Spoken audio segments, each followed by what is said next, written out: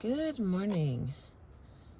There wasn't going to be any sun, so I've got us focused on a big old tree here that brings woodpeckers and owls and sometimes deer are walking through. And when the rain comes back in, it sounds kind of cool through the trees. So unless the wind is too much, here is where we are together. Baby dog is moving. Okay, I continue. Wolf words in sheep's clothing. If boys and men often use opposition to establish connections, girls and women can use apparent cooperation and affiliation to become competitive and critical. Goodwin found, for example, that girls particularly liked a jump rope rhyme that allowed them to count how many jumps they were making. Gossip, too, can be competitive if one vies to be the first to know the news. Developmental psychologist Linda Hughes shows the subtle balancing of cooperation and competition among 4th and 5th grade girls playing a game called Foursquare. Hang on.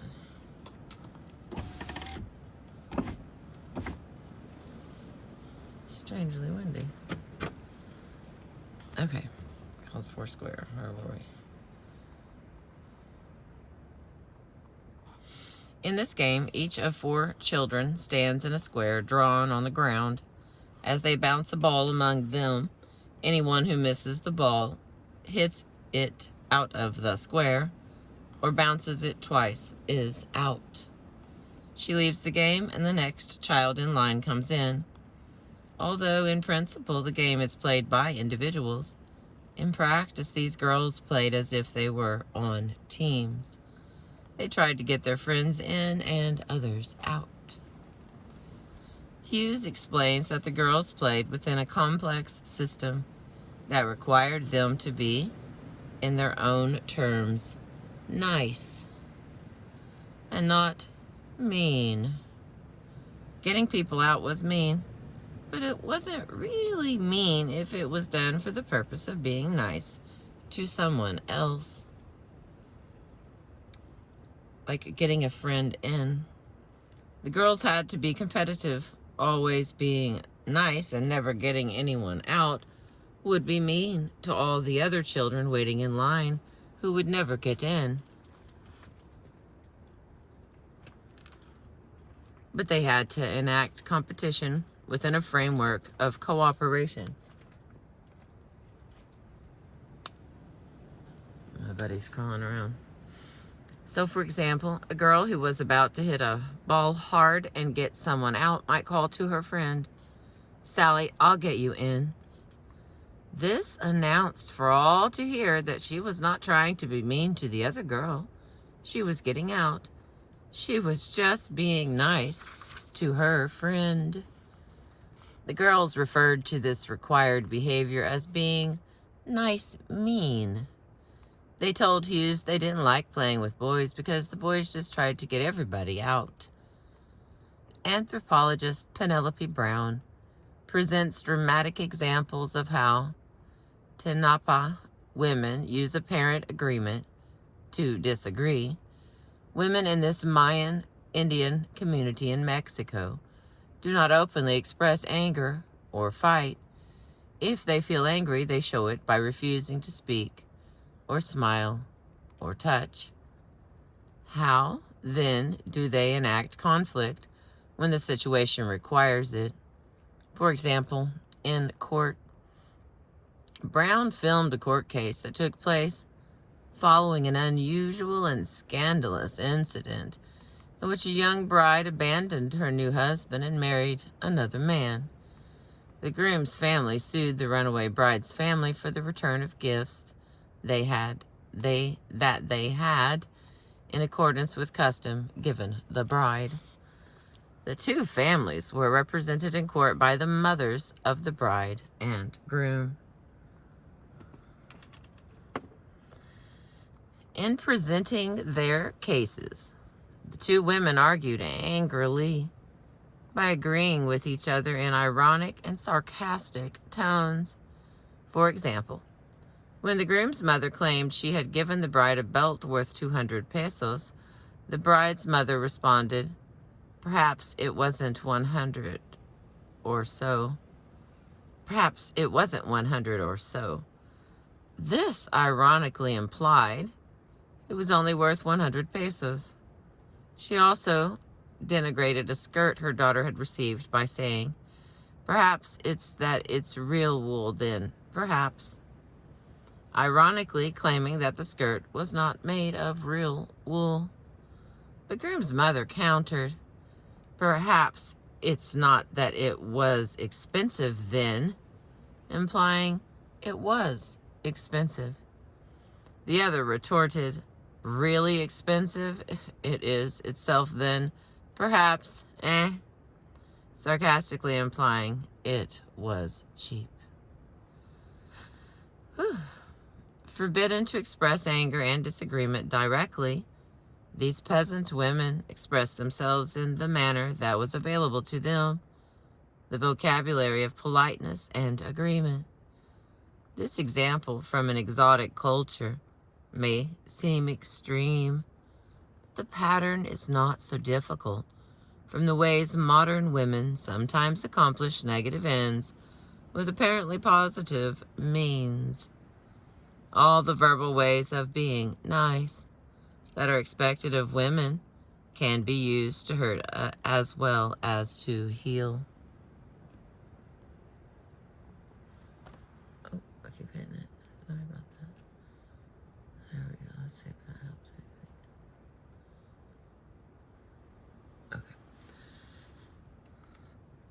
anything. Okay. A common way of hurting someone without seeming to intend to is to repeat a critical remark made by someone else with the "for your own good" introduction. I think that you should know, for example, Hilda told sorry about that. Hilda told Anne-Marie that Anne-Marie's sister-in-law had regaled a room full of women with stories about problems Anne-Marie was having with her teenage son. Anne-Marie was mortified to learn that her family problems were the topic of public discussion, since she wouldn't tell her husband not to confide in his sister, and she didn't want to pick a fight with her sister-in-law. She felt there was nothing she could do but stew.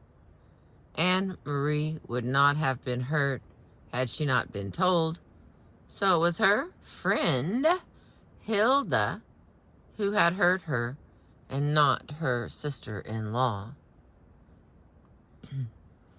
To make matters worse, every time Anne-Marie met Hilda thereafter,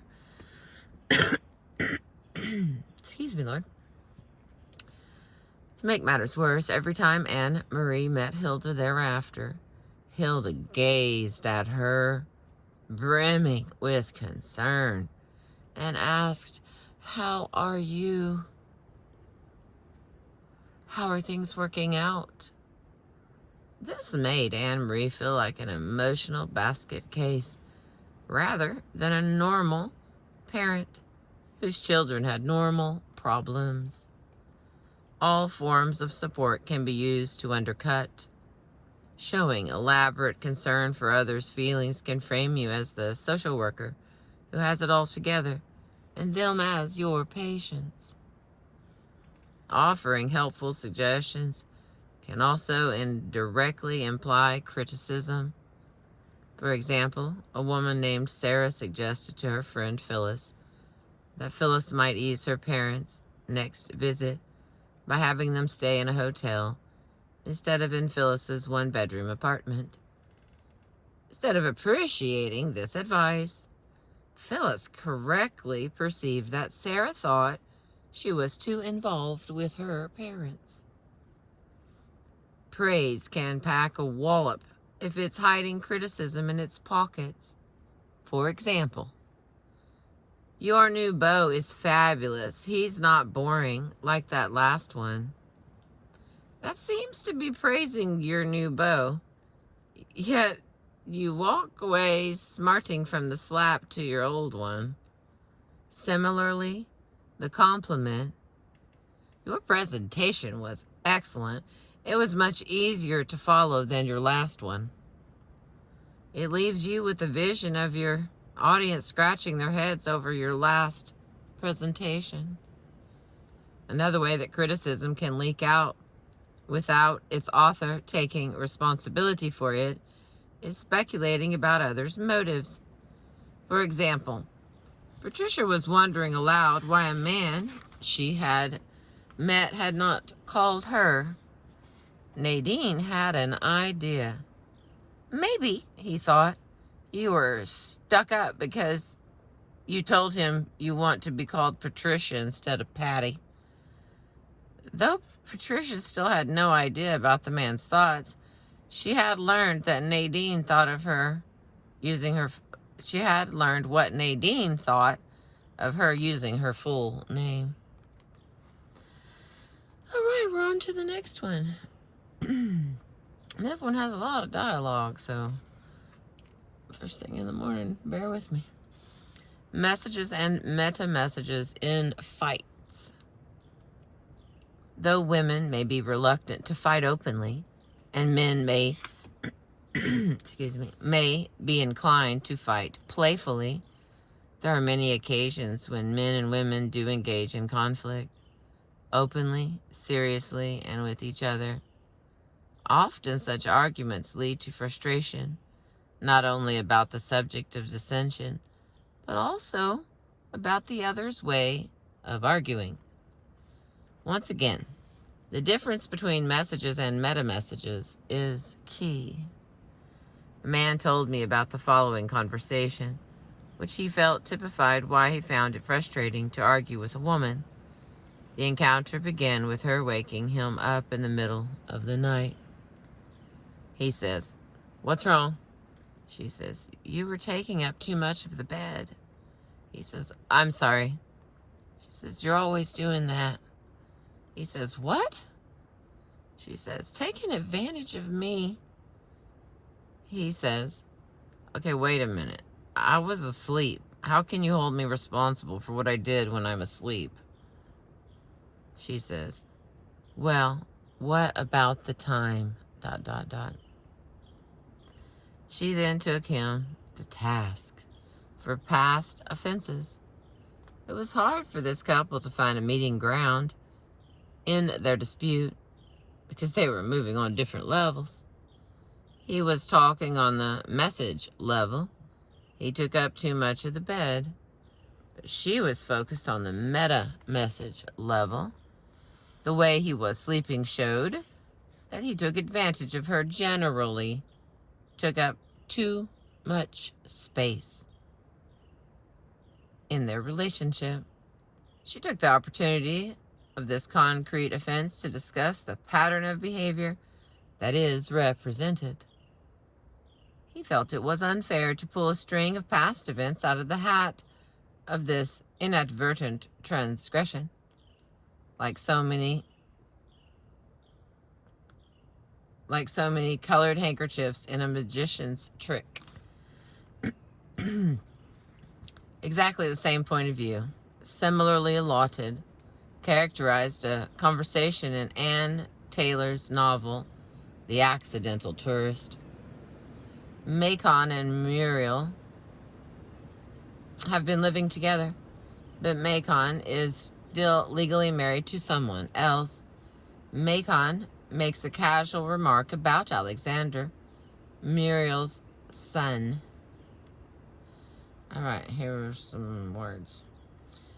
"I don't think Alexander's getting a proper education." "I don't think Alexander's getting a proper education," he said to her one evening. "Oh, he's okay." "I asked him to figure what change they'd give back when we bought the milk today, and he didn't have the faintest idea. He didn't even know he'd have to subtract." "Well, he is only in 2nd grade, Muriel says. "I think he ought to switch to a private school." Private schools cost money. So, I'll pay. She stopped flipping the bacon and looked over at him. What are you saying? She said. Pardon? What are you saying, Macon? Are you saying you're committed? Muriel goes on to tell Macon, that he must make up his mind whether he wants to divorce his wife and marry her. She can't put her son in a new school and then have to pull him out when and if Macon returns to his wife. The conversation ends with Macon saying, incredulously, but I just want him to learn to subtract. Like the man and woman who were arguing in the middle of the night, Macon is concerned with the message, the simple matter of Alexander's learning math. But Muriel is concerned with the meta message.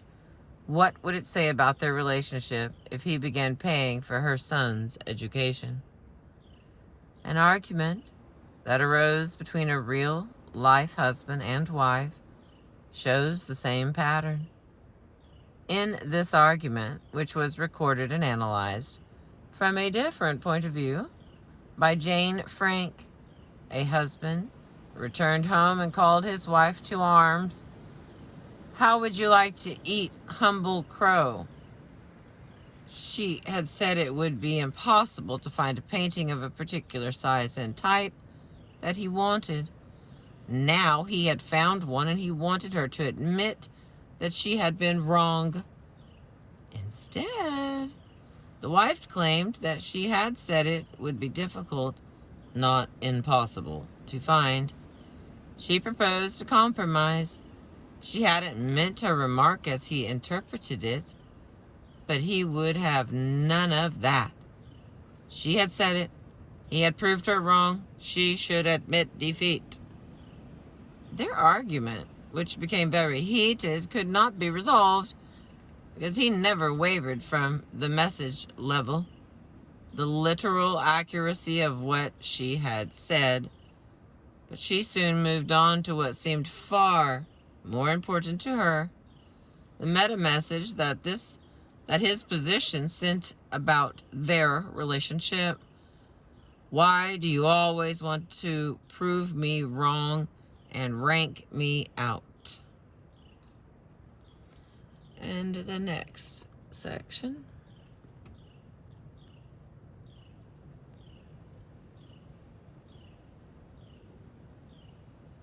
There we go. This one's called, That Reminds Me of a Story.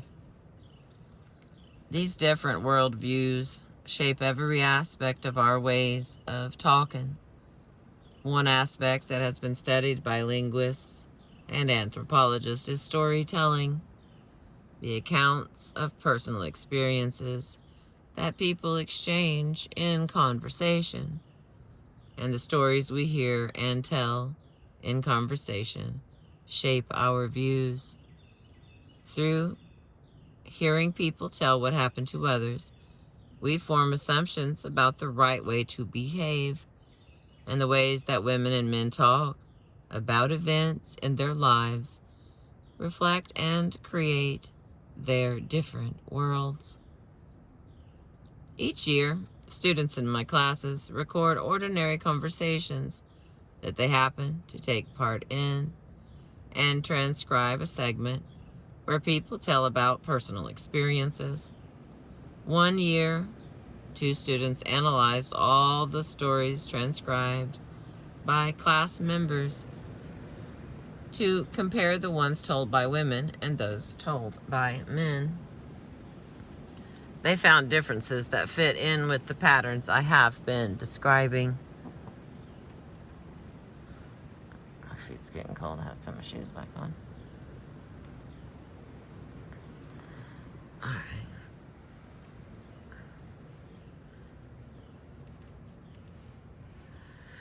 All right, and I continue. The 14 stories that men had told were all about themselves.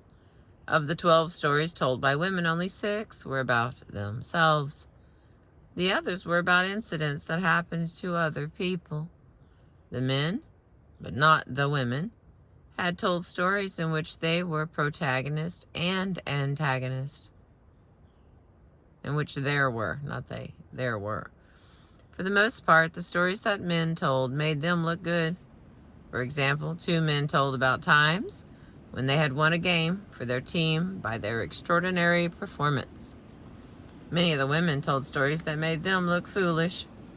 For example, one woman told of not having realized she had broken her nose until a doctor informed her of the fact years later.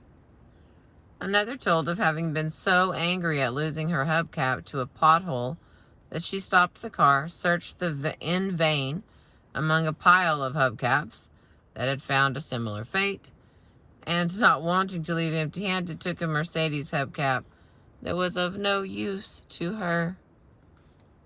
My students' informal comparison of the men's and women's stories had results similar to those of a study by Barbara Johnstone of 58 conversational narratives recorded by her students. Johnstone found that, and then here's what he found all written out. We can still see. Yes, we can still see. All right. The women's stories tend to be about community, while the men's tend to be about contest. The men tell about human contests, physical contests, such as fights, as well as social contests in which they use verbal and/or intellectual skill to defend their honor. They tell about contests with nature, hunting, and fishing. Stories about contests with people or animals can take the form of tall tales, which are themselves a kind of contest between a teller and his audience. When a male storyteller is not the protagonist in his story, the protagonist is a man. Men rarely tell stories involving women. The women's stories, on the other hand, revolve around the norms of the community and joint action by groups of people. The women tell about incidents in which they violate social norms and are scared or embarrassed as a result. About people, helping other people out of scrapes. About sightings of apparent ghosts, which are then explained by others. About meeting their mates and acquiring their cats. The women tell about peculiar people, dramatizing their abnormal behavior and setting it implicitly in contrast with social norms. They tell stories about themselves, about other women, and about men. And that's the end of that writing there. All right, we go back to this book's writing. In Johnstone's study, not only did men more often tell about experiences in which they had acted alone, but when men and women told about acting alone, the outcomes tended to be different. The vast majority of men who reported acting alone also reported a happy outcome. The majority of women who reported acting alone portrayed themselves as suffering as a result. Only a very small number of stories told by men, 4 out of 21, had the protagonist receiving help or advice from someone. In a much larger proportion of the women's stories, 11 of 26, the protagonist received help or advice from others. Johnstone concludes that men live in a world where they see power as coming from an individual, acting in opposition to others and to natural forces. For them, life is a contest in which they are constantly tested and must perform in order to avoid the risk of failure. For women, Johnstone claims, the community is the source of power. If men see life in terms of contest, a struggle against nature and other men, for women, life is a struggle against the danger of being cut off from their community. Alright, we only have a couple left here, and then we'll have this chapter finished. Let's try to do it. Next category is mutual misjudgments. These patterns provide a new context in which to place Thomas Fox's observations of the men and women in his writing class. Mr. H tried to exert influence on the group. Miss M tried to avoid standing out and offending. A large part of Mr. H's self-definition revealed his view of the world as an arena for competition and conflict. According to Fox, Mr. H's writing described competition and conflict with fellow cadets at West Point, where he spent a year, with basketball teams and officials, with schoolmates, and most importantly, according to Mr. H, with his brother. Alright, if Mr. H happened to appear confident, his essays reveal the anguish he has experienced as a result of the agnostic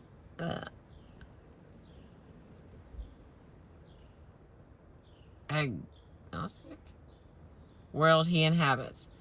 Since he is always in hierarchies, he has suffered badly in situations where he felt one down.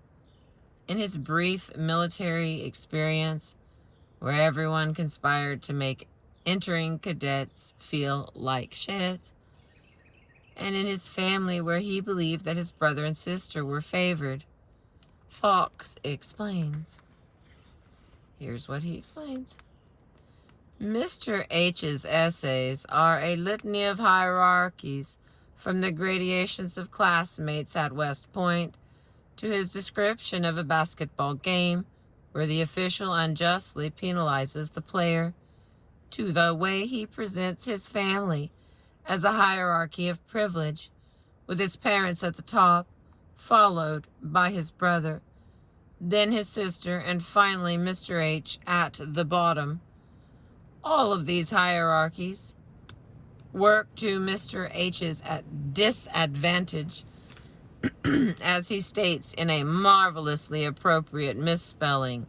They infuriate him. It really looks like infuriate. All right. In other words, that's the end of his writing. In other words, what emerges as male confidence can be as much the result of past pain as what appears as female insecurity. Women and men are inclined to understand each other in terms of their own styles because we assume we all live in the same world. Another young man in Fox's writing class noticed that his female peers refused to speak with authority. He imagined the reason to be that they feared being wrong. For him, the point was knowledge, a matter of individual ability. It did not occur to him that what they feared was not being wrong, but being offensive. For them, the point was connection, their relationship to the group. Both Mr. H and Miss M expressed dissatisfaction with the roles they learned to play. Mrs. M traced hers to her father, who cautioned her not to let on how much she knew. Mr. H blamed the agnostic world for casting him in this role. And here's what he says about that. I personally used to be an open and very nice and sensitive person. Deep down, I still am. However, through competition with my family and relationships at school, I changed my personality, toughening up and shutting others out. Though opposition can be a means to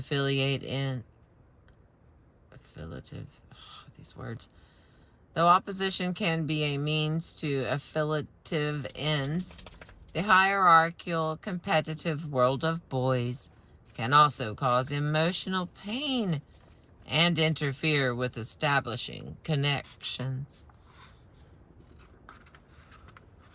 What's the matter, little dog? What's the matter? 1, 2, 3, 4. 4 pages left. And like I said, I can hear, and I'm reading myself to sleep. Just a strange thing to do. I don't know. So we have to cut this one short before I end up taking a nap. Hate when I have to edit that out. I'm just kidding. I don't fall asleep that well. Okay, different complexities. In responding to the differences between women and men described in this chapter, people frequently ask or tell me which style is better. Even researchers sometimes make value judgments.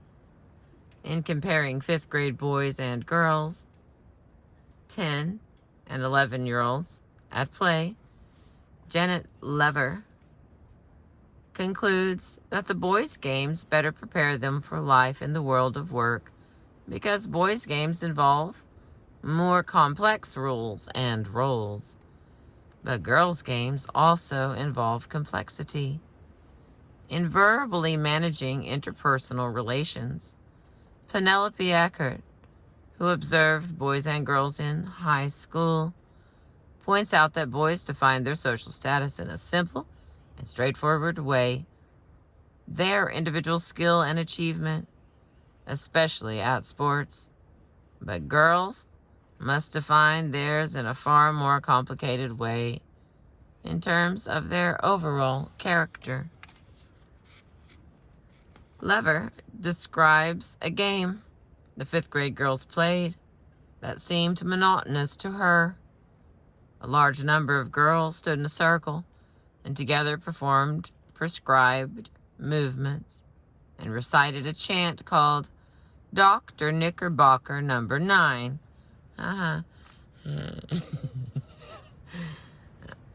Okay. One girl twirled in the center with her eyes closed, stopping with her arm extended. The girl to whom she pointed had to join her in the center. When she then twirled and picked another girl in the same way. When 9 girls were in the center, the 9th became the new number 1, and the other 8 returned to the circle. Why was this fun? Lever explains, shouts of glee were heard from the center circle when a friend had been chosen to join them. Indeed, a girl could gauge her popularity by the loudness of these shouts. In other words, the game is fun because it manipulates and plays off the commodity that is important to girls. The strength of their affiliation. Just as the boys' games played off their value commodity skill, the girls' games is an experiment in shifting alliances. Their game is indeed a contest, but not one of skill. It is rather a popularity contest. Marjorie Harness Goodwin and Charles Goodwin describe an elaborate verbal routine that is one of the main preoccupations of the preteen and teenage girls in the working class black neighborhood where they lived and worked, called He Said, She Said by the girls themselves.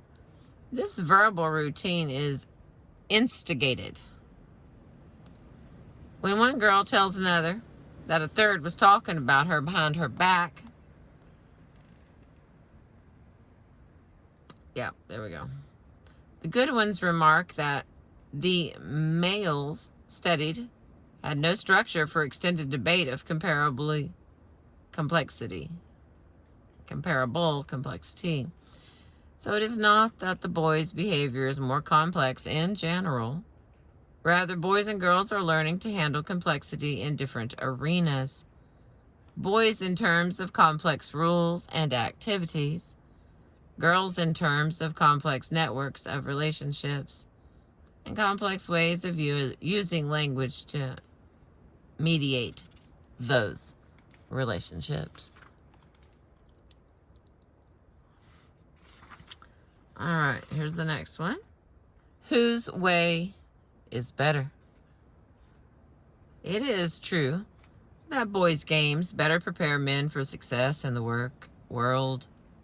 Surely, the conviction that they cannot and should not act alone can be a hindrance to women who need to make quick decisions.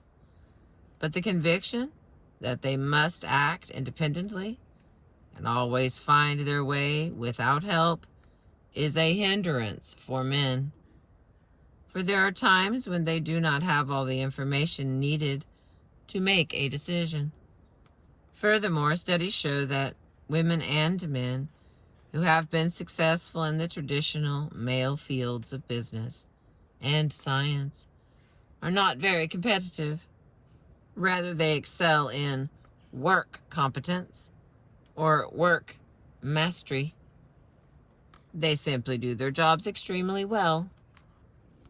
Women's inclination to seek agreement may even be an advantage in management.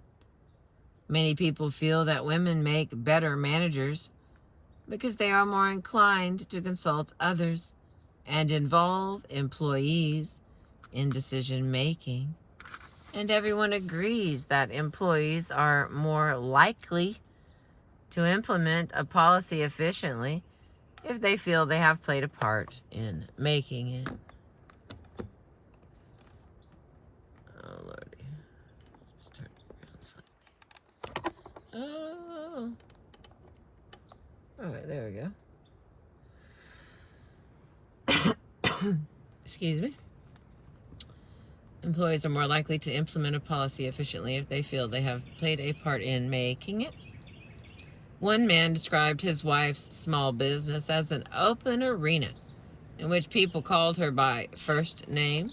They felt free to enter her office unannounced and felt themselves to be a part of a group endeavor rather than underlings.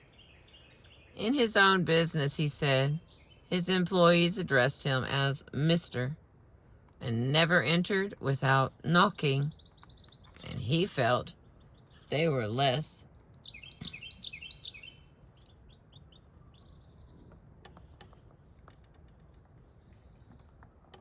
Of course, I turn it and the little birds show up.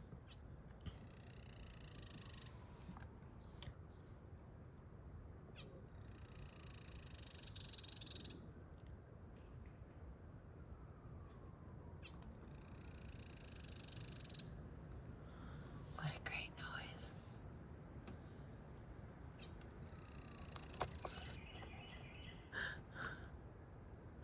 What do you say?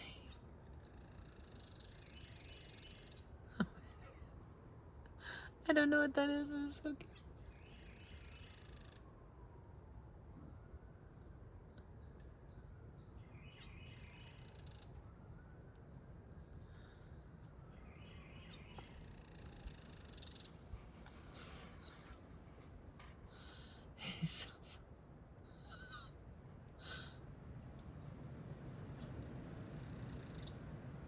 What a precious noise.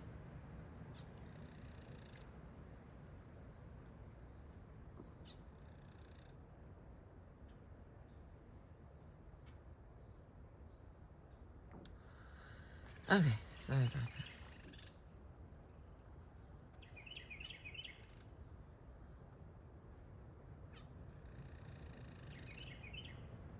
Sounds like it's like blowing a kiss or something.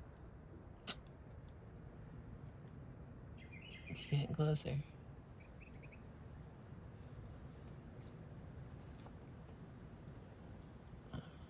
And there was another critter.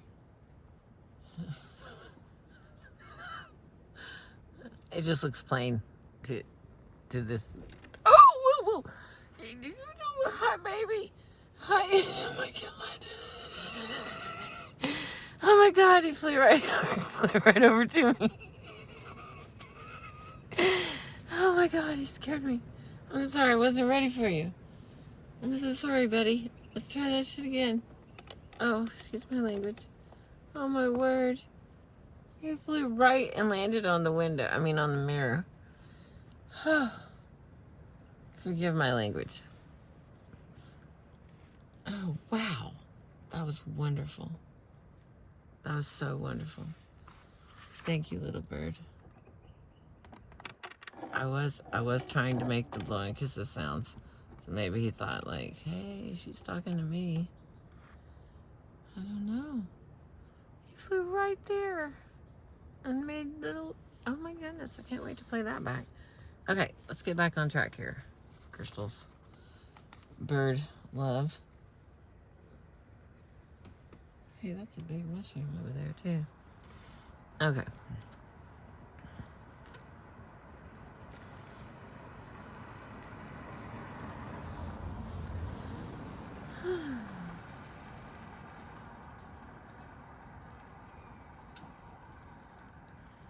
All right, let's see. One man describes his wife's small business as an open arena in which people call her by her first name. Felt free to enter her office unannounced and felt themselves to be a part of a group endeavor rather than underlings.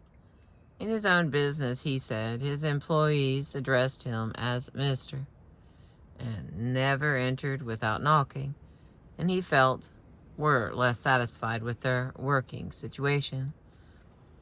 Though maintaining an atmosphere of community rather than hierarchy may have advantages in some settings, people who are not afraid of conflict have an advantage in innumerable, inevitable situations where others try to get their way.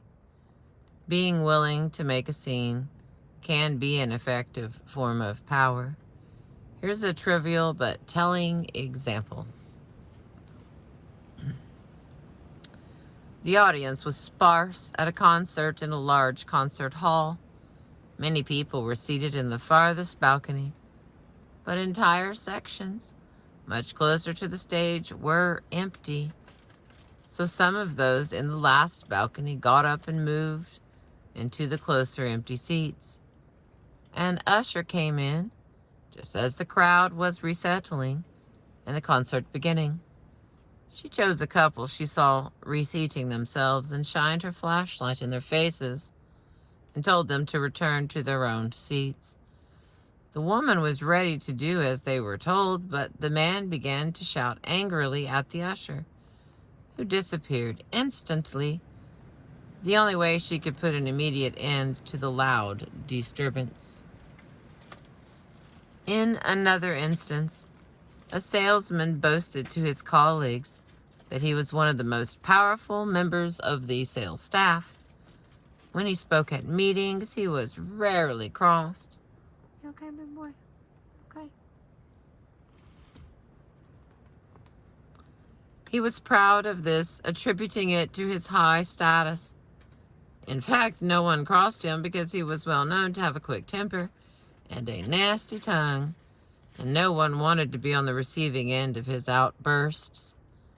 The effect of fear is sometimes indistinguishable from the effect of respect.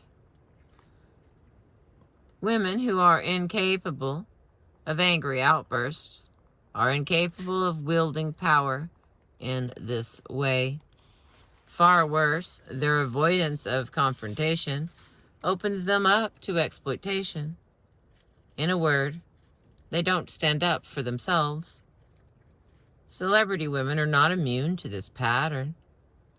Oprah Winfrey, for example, has said, "My biggest flaw is my inability to confront people. After all the shows I've done and the books I've read, the psychologists that I've talked to, I still allow myself to get ripped off to the nth degree. It takes me days and days of procrastinating and agonizing before I can work up the nerve to say anything. Sometimes I think I'd rather just run out and get hit by a truck than confront someone who is ripping me off." This is not Oprah Winfrey's idiosyncratic flaw. It's a problem that innumerable women experience. In fact, it is not so much a flaw as a strength that is not working in oppositional context. Successful women may be especially prone to this weakness because they are likely to have achieved success by getting along with people not by fighting with them. In order to get along with people and to be liked, many women learn to avoid confrontation. But it is easier to rip off a person who is trying to avoid confrontation than someone who regards the world from an oppositional stance.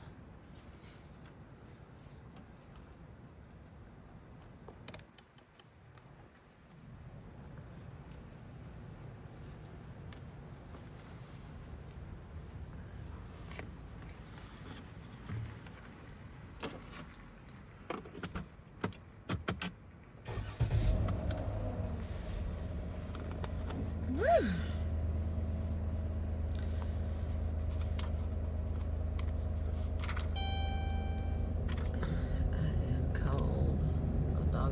Cold. All right, let me try to get us out of this piece right here. I'm gonna take a break.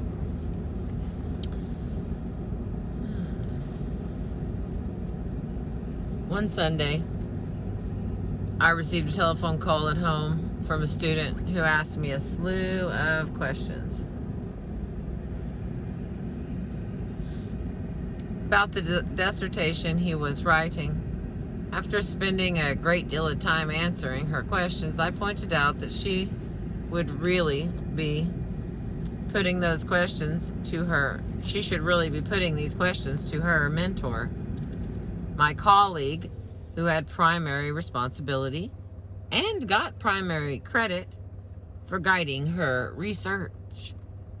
The student replied that she had to have answers to her questions that day, and she didn't want to disturb him at home.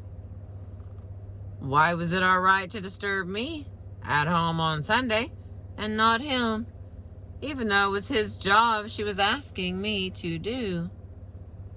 People find most women more approachable than most men. There are many possible reasons for this. Perhaps women's time does not seem as valuable as men's. Many of us can recall the feeling that our mother's time was at our disposal, but our father's time was reserved for more important pursuits outside the home. We had to wait for him to have time for us, so his time felt more valuable when we got it. But another reason for the greater approachability of women is their avoidance of conflict, which means they are less likely to respond harshly if displeased. Always taking an adversative, oh my Lord. Always taking an adversative stance can result in avoiding situations one might really enjoy, and always accommodating can result in accepting situations one would really rather avoid. One man described to me what he and his former wife called the "I like chicken backs" phenomenon. When his family ate a chicken for dinner, someone had to eat the back. In his family, it was always his wife who assured the others, "I like chicken backs." But as this man commented to me, nobody really likes chicken backs. She had convinced herself that she liked chicken backs and broken egg yolks and burned toast to be accommodating. But years of accommodating built up to mounting frustration that they both believed had contributed to their eventual divorce. Even among couples who do not divorce, accommodation can take a toll. Again, a celebrity provides us an example. The actress Jane Meadows said in an interview that early in their marriage, her husband, comedian Steve Allen, had manipulated her into turning down major offers. For example, she said, "Steve kept me from the lead in Will Success Spoil Rock Hunter." When questioned about this on a talk show, Allen said he had simply remarked, "It's a little gamey, that opening scene." and Meadows herself decided to turn the role down. Jane Meadows apparently inferred, probably correctly, that her husband preferred that she not take the part.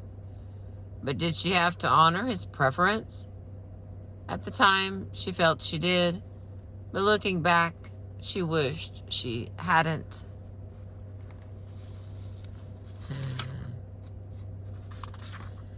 All right. And the next to the last little category here is called, and now for something completely different. For many women, openly opposing the will of others, or what they perceive to be others' will, is unthinkable. Ironically, it may be easier for some to think of leaving.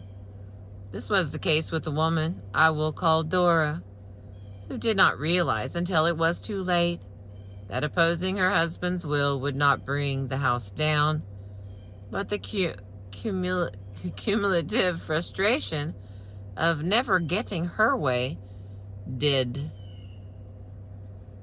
A source of frustration for Dora was a series of used automobiles. It was she who drove to work and she who took the car to the garage, but her husband Hank, who chose the cars that they would buy. Hank always went for the cars that were cheap, interesting, and continually in need of repair. After Dora was nearly killed by a run-down Renault with unfixable brakes, they were in the market for yet another used car. Hank fixed his sights on a 15-year-old Alfa Romeo that a mechanic he knew was getting ready to sell. Okay, wait a minute. Hank fixed his sights on a 15-year-old Alfa Romeo that a mechanic he knew was getting ready to sell. Dora wanted to take advantage of the chance to buy a late model VW from a friend who was leaving the country.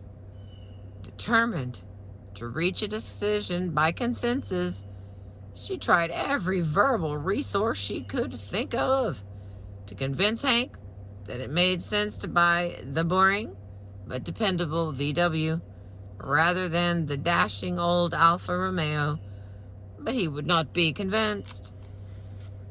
If this had happened at any previous time, Dora would have acceded to her husband's wishes and cursed him in her heart each time she drove the Alfa Romeo to work or to the garage for repair. But this incident occurred when their marriage was already on the rocks. With so little to lose, she bought the VW from her friend and steeled herself for the torrent of anger she was sure she'd incur. To her amazement, Hank never spoke a word of remonstrance. When she told him what she had expected, he told her she had been foolish. She should have just done what she wanted from the start, if she felt that strongly about it. He couldn't understand why she felt she had to have his blessings to do what she was certain was right.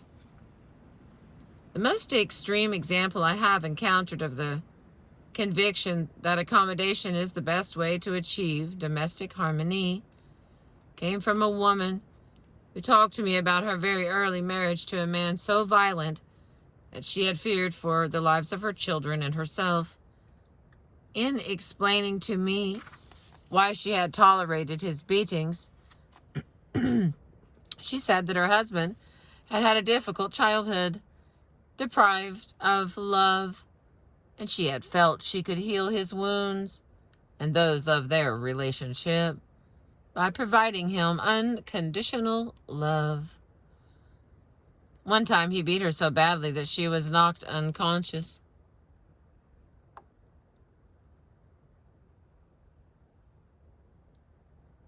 When she came to, he said, "I guess it's over." She replied, "I still love you." What he saw as a blow so vicious that it would surely drive her away, she saw as a chance to prove once and for all that her love was truly unconditional. Even with such provocation, she did not consider defiance, or challenge to be an available response. No matter how dissatisfied people are with the results they are getting, they rarely question their way of trying to get results. When what we are doing is not working, we do not try doing something totally different. Instead, we try harder by doing more of what seems self-evidently the right way to proceed. But when styles differ, more of the same is usually met with more of the same from the other party as well. As a result, far from solving the problem, our efforts only make things worse. This came out in the account of a couple, Molly and George. Molly can't bear it when George yells, but yelling seems only natural to him, since he grew up in a home where he, his two brothers, and his father were always opposing each other, struggling and tussling and arguing.